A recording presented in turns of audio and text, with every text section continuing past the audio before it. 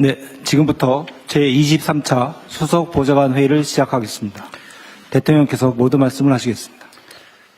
네, 다음 이번 주말부터 설 연휴가 시작됩니다. 우리 공직자 여러분들은 설 연휴가 기대가 됩니까? 아닙니다.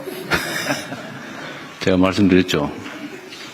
우리 같은 사람들한테는 휴가도 없고 주말도 없고 퇴근도 없다. 제가 이런 얘기하면 또 갑질한다. 직장과 가정은 구분해라.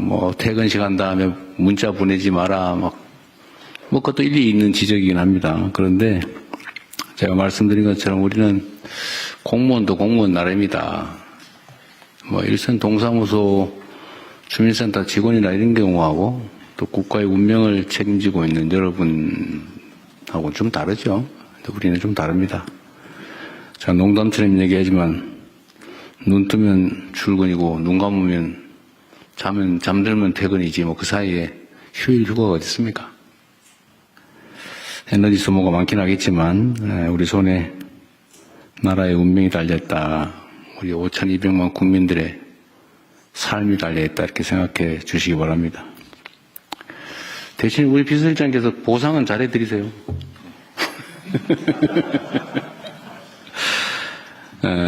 어제 충주에 가서 그냥 드림 사업을 돌아보고 또 시장에서 우리 국민들께서 어떤 상황인지를 조금 들여다봤습니다.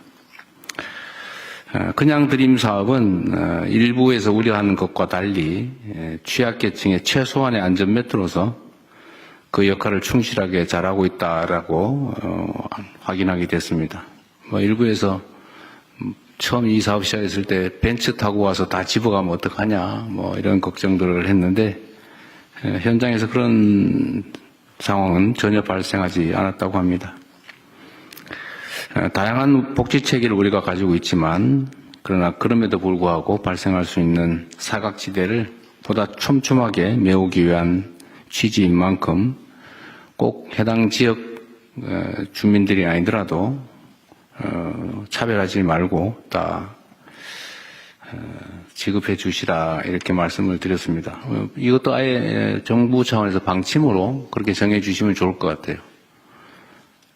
외국인이든 그 지역에 안 살다가 지나가는 사람이든 또 주민등록이 말소된 사람이든 굳이 이걸 차별할 필요는 없을 것 같습니다.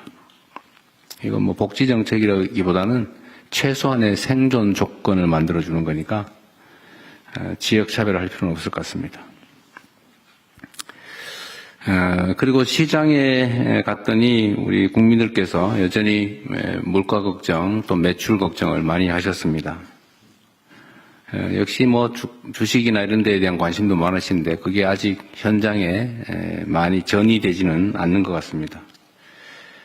어제 민생물가 특별관리 TF가 가동됐습니다.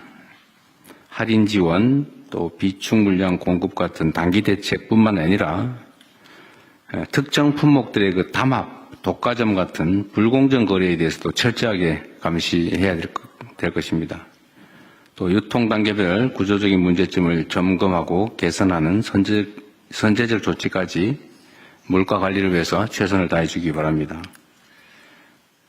그리고 전에 한번 국무회의 때 제가 지적을 했던 것 같은데 이제 물가 관리를 위해서 할당 관세, 그러니까 특정 품목의 관세를 대폭 낮춰가지고 싸게 수입해서 싸게 좀 공급을 하라고 했더니 그 허가받은 업체들이 싸게 수입해가지고 그냥 정상가로 팔아서 물가를 떨어뜨리는 데는 전혀 도움이 안 되고 오히려 국민들 세금으로 부당하게 이익을 취하는 경우가 있었던 것 같은데 어떤 정책을 할 때 이런 틈새, 악용의 소지를 철저하게 봉쇄하고 또 실제 그런 일이 벌어지면 엄정하게 책임을 물어서 다시는 그런 일이 생기지 않게 조치해 주시기를 바랍니다. 최근에 교복 구입비가 60만 원에 육박한다고 해요. 제가 시장을 하고 있을 때는 30만 원 정도였는데 어느 틈에 60만 원에 육박한다고 합니다. 부모님들의 등골 브레이커라고 얘기한다고도 하네요. 계약을 앞두고 있는 만큼 이 교복 가격들의 적정성 문제에 대해서도 한번 살펴주면 좋겠습니다.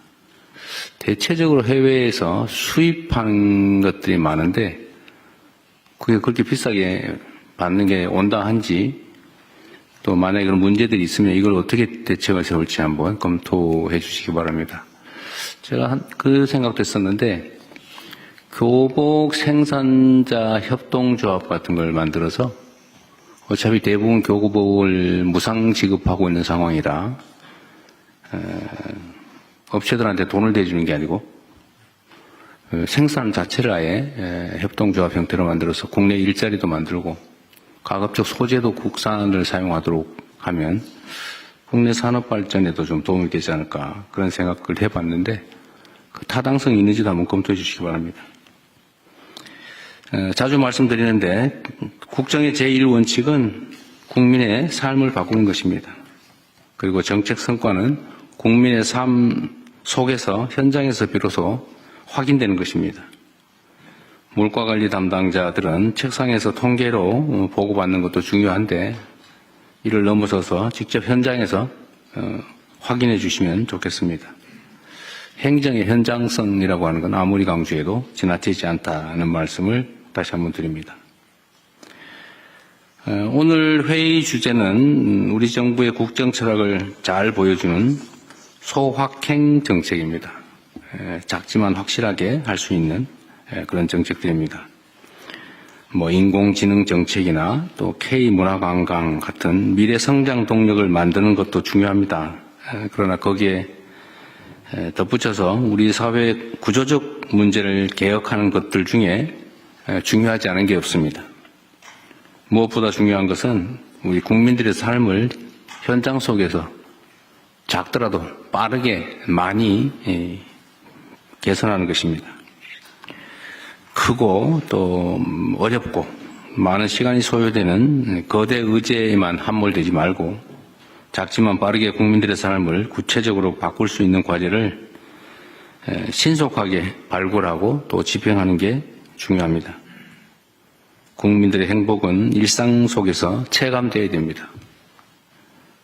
지표나 숫자가 아무리 바뀌어도 삶 속에서 체감되지 않으면 아무것도 아닌 거죠. 작지만 빠르게, 확실하게, 충실하게 해나가면 좋겠습니다. 명절인데 공공서비스가 원활하게 작동하도록 많은 것들을 챙겨야 합니다. 경찰, 소방, 군인 같은 안보 치안 분야, 또 국민의 생명을 지키는 의료, 방역 분야, 명절 이동을 지원하는 교통, 수송 분야 등등 많은 영역에서 수많은 공직자들과 또 우리 국민들께서 고생하고 계십니다. 명절 연휴도 반납하고 국민의 일상을 챙기기 위해서 헌신하시는 그 많은 분들에 대해서 감사의 말씀을 드립니다. 우리 사회는 겉으로 보면 여러 가지 문제들이 있어 보이고 부정하고 부조리한 것들이 많아 보이지만 또 자세히 들여다보면 보이지 않는 곳에서 자기 본분을 충실하게 이행하는 훌륭한 분들이 압도적으로 많습니다. 그래서 우리 사회가 발전하는 거죠. 그리고 특히 이런 과정 속에서는 특별한 희생을 치르는 분들이 계십니다. 특별한 헌신을 하는 분들도 계신데 이분들에게 대해서 보답을, 보상을 또 대우를 확실하게 좀 해주시면 좋겠습니다. 어려운 시기이긴 한데 우리 국민 여러분께서도 이번 명절은 좀 희망적으로 행복하게 보냈으면 좋겠습니다. 네, 새해 복 많이 받으시기 바랍니다. 고맙습니다. 네, 언론인 여러분의 협조를 부탁드립니다. 감사합니다.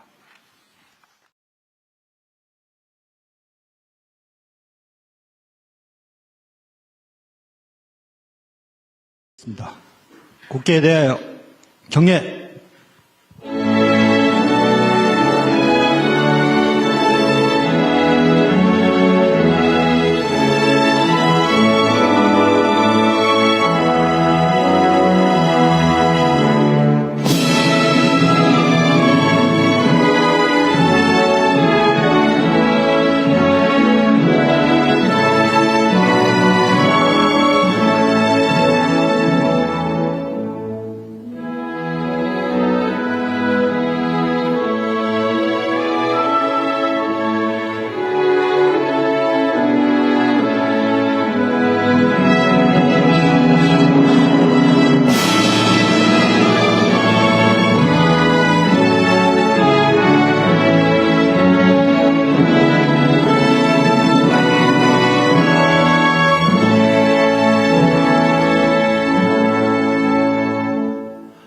바로 모두 자리에 앉아주시기 바랍니다.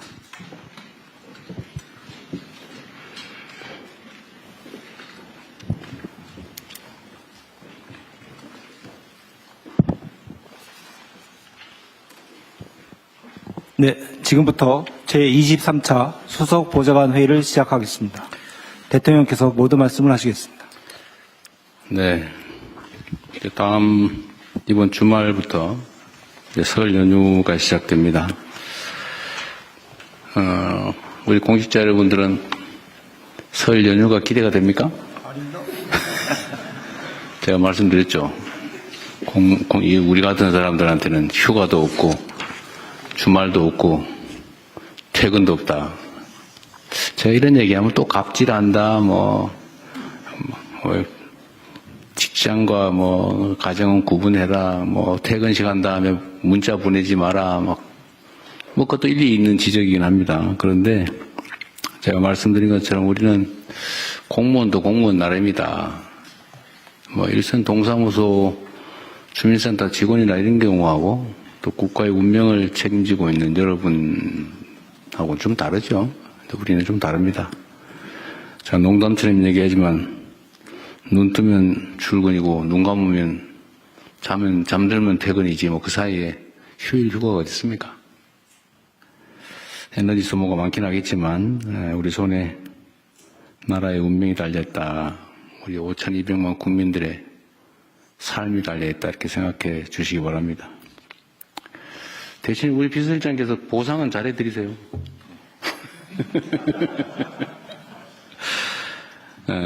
어제 충주에 가서 그냥 드림 사업을 돌아보고 또 시장에서 우리 국민들께서 어떤 상황인지를 조금 들여다봤습니다. 그냥 드림 사업은 일부에서 우려하는 것과 달리 취약계층의 최소한의 안전매트로서 그 역할을 충실하게 잘하고 있다라고 확인하게 됐습니다. 일부에서 처음 이 사업 시작했을 때 벤츠 타고 와서 다 집어가면 어떡하냐 이런 걱정들을 했는데 현장에서 그런 상황은 전혀 발생하지 않았다고 합니다.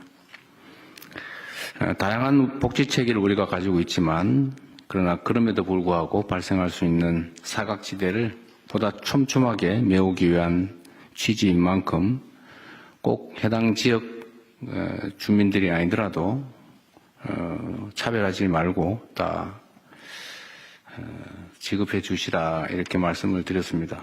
이것도 아예 정부 차원에서 방침으로 그렇게 정해 주시면 좋을 것 같아요. 외국인이든 그 지역에 안 살다가 지나가는 사람이든 또 주민등록이 말소된 사람이든 굳이 이걸 차별할 필요는 없을 것 같습니다. 이건 복지정책이라기보다는 최소한의 생존 조건을 만들어주는 거니까 지역 차별을 할 필요는 없을 것 같습니다. 그리고 시장에 갔더니 우리 국민들께서 여전히 물가 걱정 또 매출 걱정을 많이 하셨습니다. 역시 주식이나 이런 데에 대한 관심도 많으신데 그게 아직 현장에 많이 전이되지는 않는 것 같습니다. 어제 민생물가 특별관리 TF가 가동됐습니다. 할인 지원 또 비축 물량 공급 같은 단기 대책뿐만 아니라 특정 품목들의 그 담합, 독과점 같은 불공정 거래에 대해서도 철저하게 감시해야 될 것입니다. 또 유통 단계별 구조적인 문제점을 점검하고 개선하는 선제적 조치까지 물가 관리를 위해서 최선을 다해 주기 바랍니다. 그리고 전에 한번 국무회의 때 제가 지적을 했던 것 같은데 이제 물가 관리를 위해서 할당 관세, 그러니까 특정 품목의 관세를 대폭 낮춰가지고 싸게 수입해서 싸게 좀 공급을 하라고 했더니 그 허가받은 업체들이 싸게 수입해가지고 그냥 정상가로 팔아서 물가를 떨어뜨리는 데는 전혀 도움이 안 되고 오히려 국민들 세금으로 부당하게 이익을 취하는 경우가 있었던 것 같은데 어떤 정책을 할 때 이런 틈새, 악용의 소지를 철저하게 봉쇄하고 또 실제 그런 일이 벌어지면 엄정하게 책임을 물어서 다시는 그런 일이 생기지 않게 조치해 주시기를 바랍니다.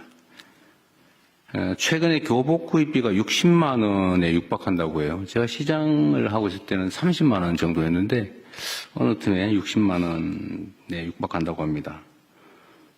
부모님들의 뭐 등골 브레이커라고 얘기한다고도 하네요.